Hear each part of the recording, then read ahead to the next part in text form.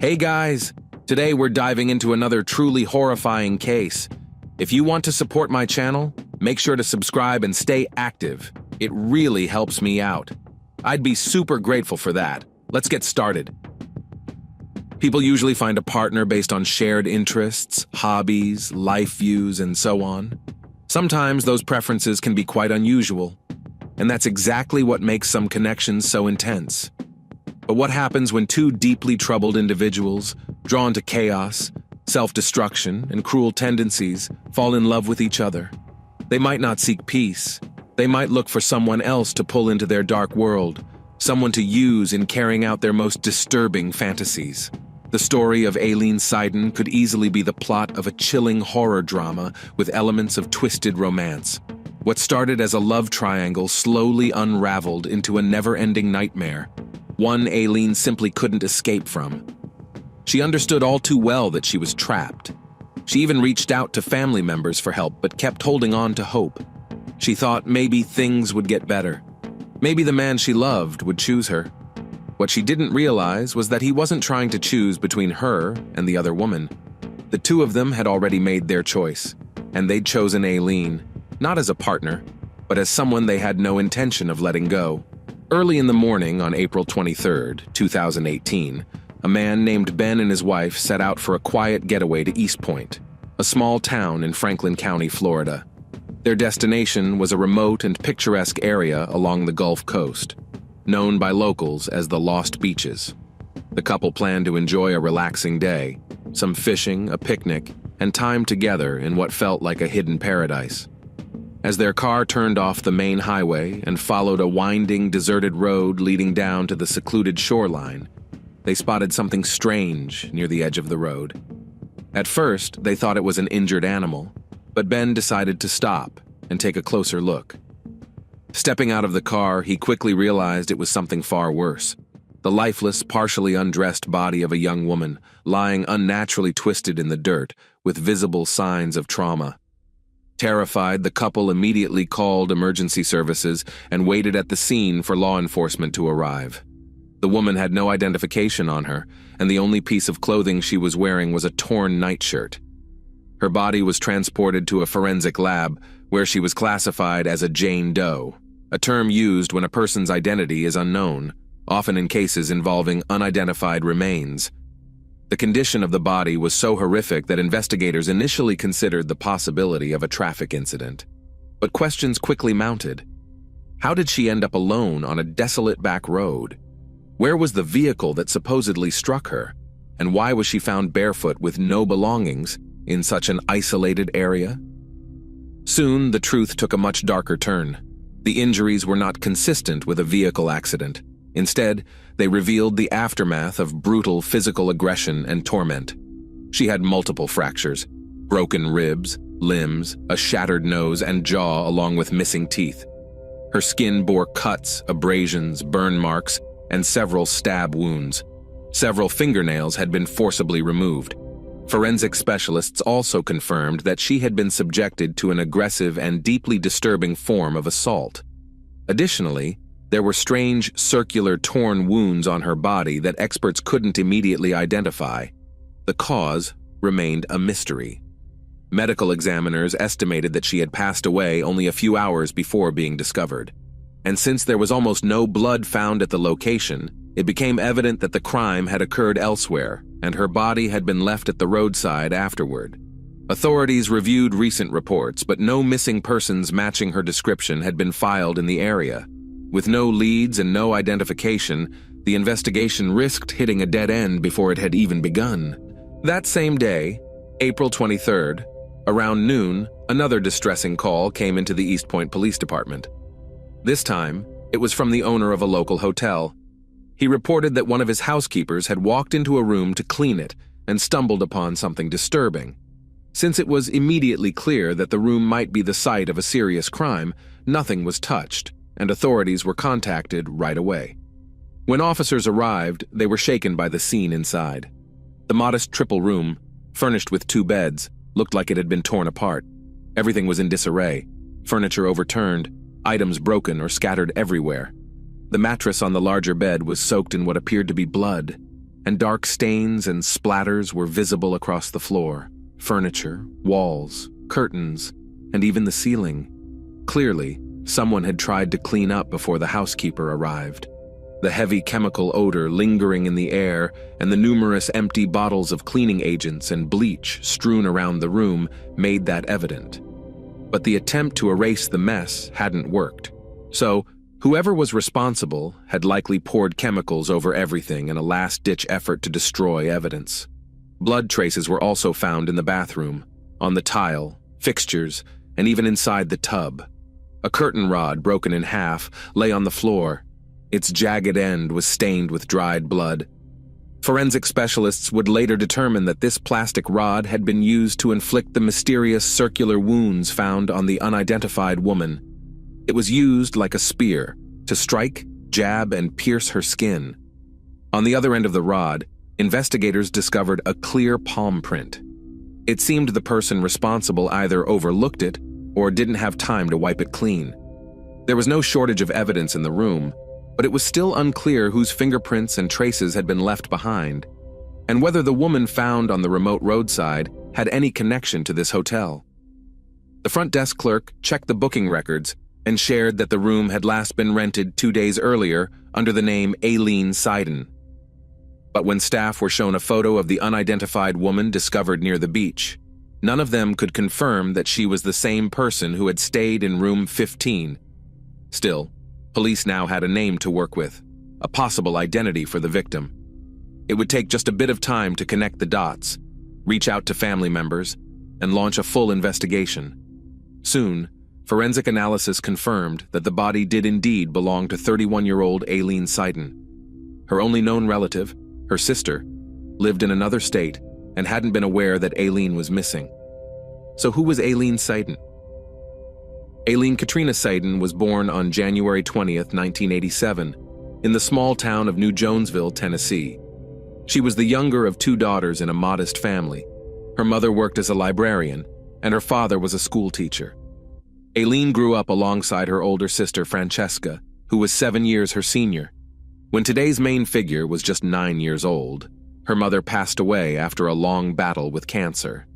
Aileen and her sister were left in the care of their father, who did everything he could to provide for them. But 6 years later, tragedy struck again. He lost his life in a car accident. At the time, Aileen had just turned 15, and her 22-year-old sister Francesca became her legal guardian. Life wasn't easy for the 2 sisters, but the hardships they faced only brought them closer. After Aileen finished high school, they moved to Los Angeles together. Francesca found work at a local company, and Aileen enrolled in college. To help her sister, she also worked part-time as a waitress and delivery driver. Francesca recalls that her younger sister was always sensitive and deeply emotional. She cried often, took things to heart, and frequently talked about their parents. It was clear that losing both parents at such a young age had left a deep mark on her emotional well-being. Still, Aileen was hardworking, ambitious, and full of dreams for the future. Despite the love and care she received from Francesca, Aileen often felt alone. She longed to build a family of her own, to meet someone dependable and kind, to eventually have children of her own. Sadly, that dream would never come true. Aileen had always been slender, attractive, and sweet-looking, but when it came to her personal life, things rarely worked out. She had a few relationships here and there, but none turned into anything serious. Nearing 30, she made a bold decision to start over. She left Los Angeles and moved across the country to Tallahassee, Florida's capital. In her new city, Aileen found work as a real estate agent, rented an apartment in a nice neighborhood, and was doing quite well. She and Francesca didn't see each other often anymore, but they stayed in regular contact by phone and kept up with each other's lives.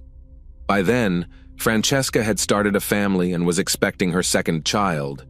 In Tallahassee, Aileen unexpectedly ran into someone from her past, a man named Zachary, or just Zach, Abel.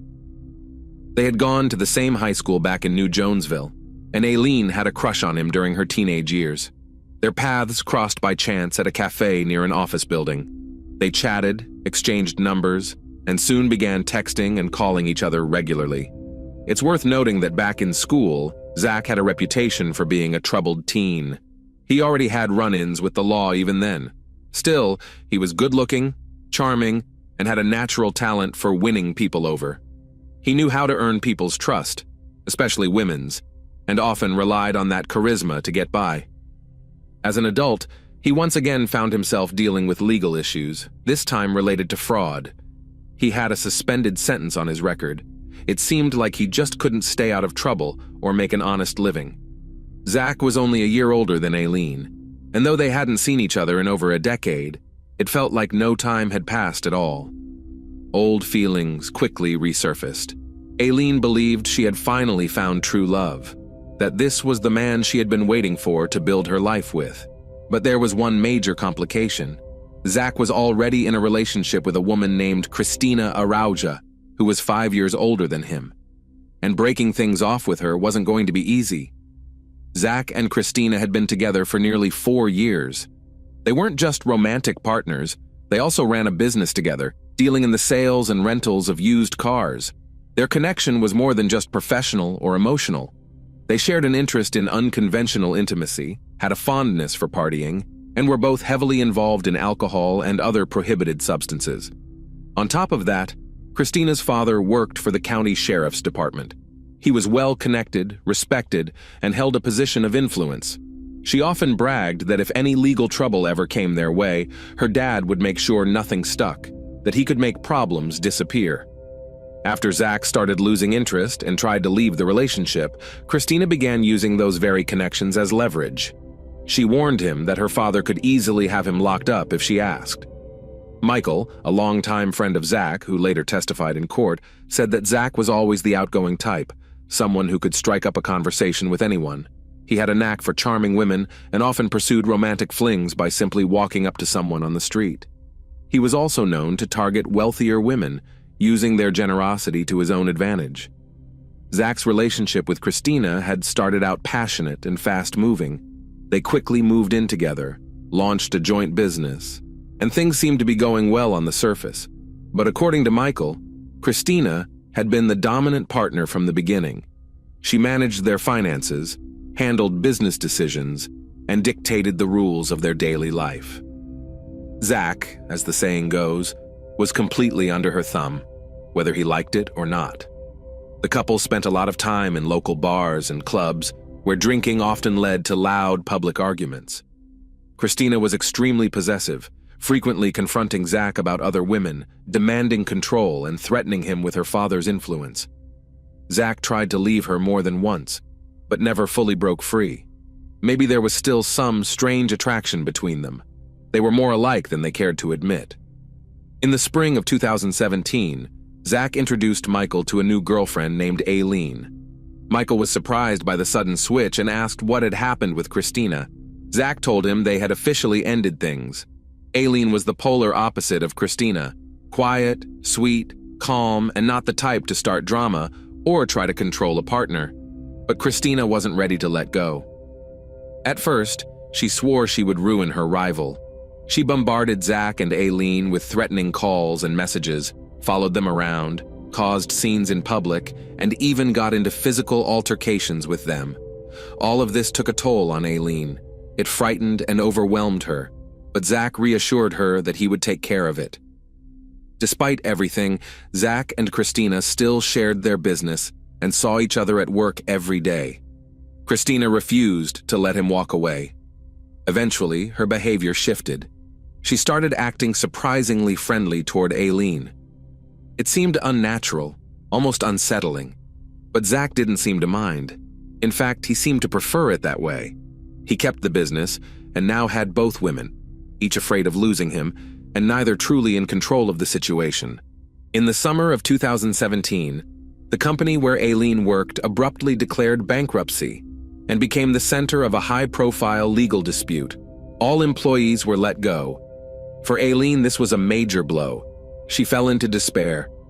Without a steady paycheck, she could no longer afford the rent on her upscale apartment in a newly built complex and began frantically searching for new work.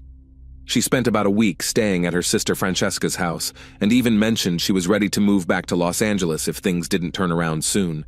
But when Aileen returned to Florida, something unexpected happened. Zach and Christina offered her a job at their used car dealership. With no better options, Aileen agreed. On top of that, they also invited her to move in with them, and she said yes.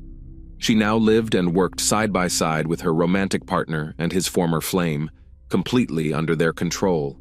When Francesca found out, she was alarmed and urged her sister to walk away from it all immediately and come stay with her. But Aileen refused. She still held onto the hope that she and Zach would end up together, that eventually Christina would move on and leave them in peace. But that wasn't going to happen. Zach seemed perfectly content with the way things were. Meanwhile, Aileen's life was spiraling into a nightmare. Soon, the trio became regulars at local nightclubs. Their presence drew stares. People couldn't understand the strange dynamic. They drank together, acted provocatively, and Aileen appeared more like an accessory than an equal. At one point, she confided in a close friend, admitting she no longer felt safe in that house. She lived in constant fear and said she was being treated aggressively on a regular basis. Her friend immediately offered her a place to stay, and Aileen initially agreed, but then suddenly, she changed her mind. She said she wasn't ready to leave, that Zach had once again promised things would get better, and she wanted to believe him. But things only got worse. Aileen began to appear more withdrawn and visibly shaken. New bruises and marks kept showing up on her body, but outside of her friend, she had no one to turn to. And it was that same friend to whom Aileen finally revealed the full truth in the fall of 2017.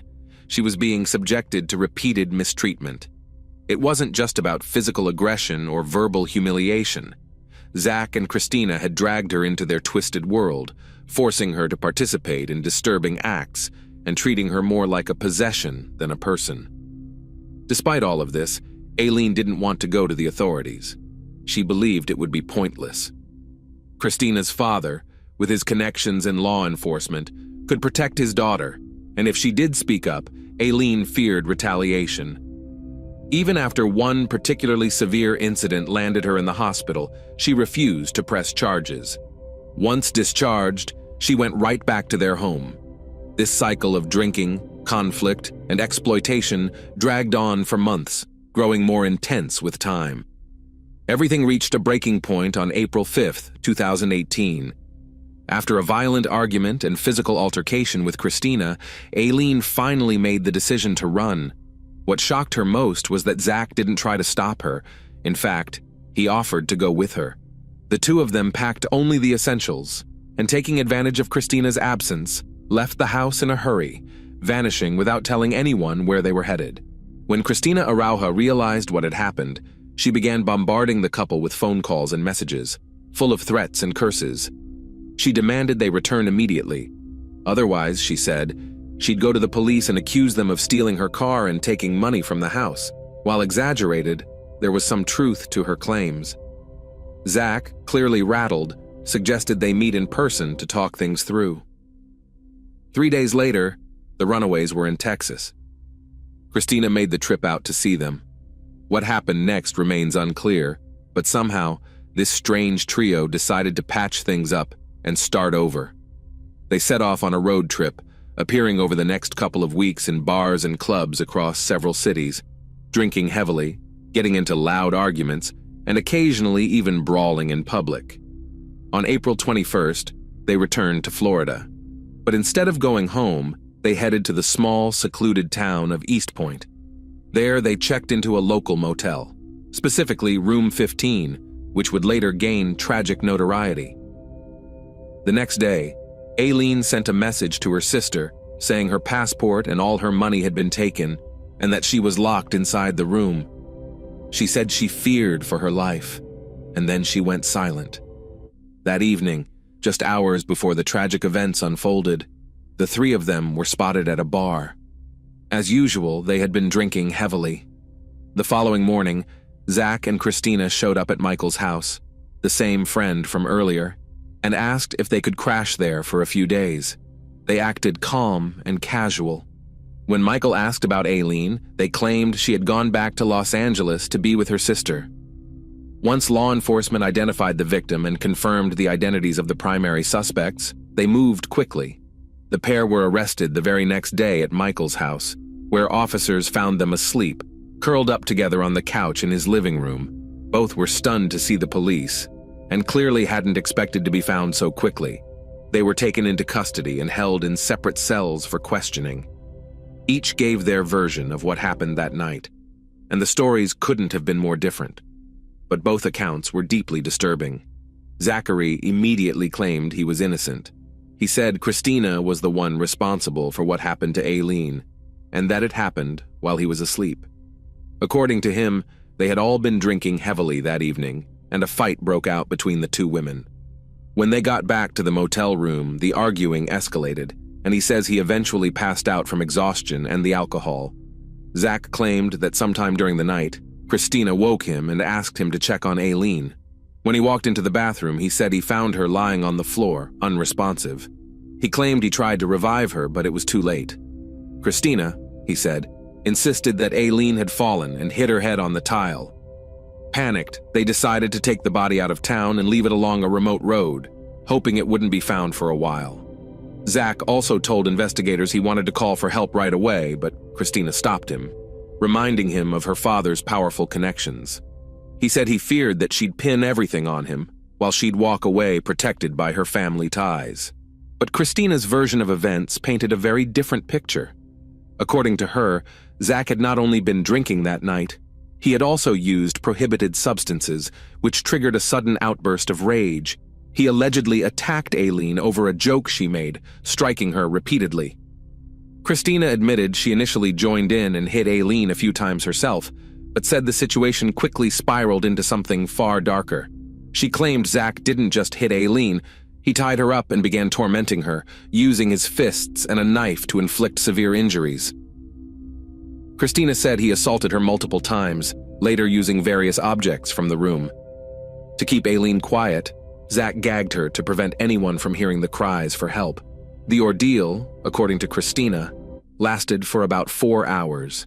Eventually, Zach dragged Aileen into the bathroom and demanded she wash off the blood. When she couldn't even stand, he used the broken curtain rod to finish what he had started. Christina told investigators she helped dispose of the body and tried to clean the room only because she feared for her life. She believed Zach might do the same to her. She also claimed she was too intoxicated to fully grasp what was happening, that the alcohol clouded her judgment during the brutal assault. The couple returned to the motel room after dumping the body and attempted to clean up, but there was too much blood to conceal. In a panic, they poured chemicals all over the room in hopes of removing fingerprints and DNA, anything that could trace the crime back to them. Any illusion of love or loyalty between them seemed to disappear. Both pointed fingers at each other, trying to shift blame and downplay their own roles. Contrary to public expectations, Christina's influential father did not try to shield her. Once he learned the full extent of what had happened, he stated that both of them needed to face the consequences of their actions. The investigation dragged on, as it was difficult to determine who had done what. The 2020 pandemic delayed court proceedings even further. But in the summer of 2023, Christina accepted a plea deal. She admitted guilt in helping conceal evidence and taking part in the physical aggression against Aileen. Despite their cleanup attempt, forensic evidence remained, including DNA from both Aileen and the suspects. On the broken curtain rod, investigators found a clear palm print from Zach on one end and Aileen's blood on the other. Zach's attorney argued that he had been manipulated by Christina, claiming Zach only did what she told him out of fear of her father's influence. To support this, the defense presented surveillance footage taken near the remote location where Aileen's body was left. Christina was seen behind the wheel the entire time, calmly obeying traffic laws to avoid drawing attention. Zach testified that just a day before the tragedy, he had jokingly proposed to Aileen with a plastic ring he found in a cereal box. That small act, he claimed, sent Christina into a jealous rage, a moment he believed sealed Aileen's fate. Despite every effort to lessen his responsibility, in the spring of 2024, 6 years after the crime, Zach Abel was found guilty on all counts and sentenced to life in prison without the possibility of parole. Christina Arauja, who cooperated with the investigation, was convicted as an accomplice and received a 25-year prison sentence. Thanks for watching, everyone. Your support means a lot to me, and you can help my channel grow by hitting that like button, dropping a comment, and sharing this video. Your engagement really makes a difference. See you soon.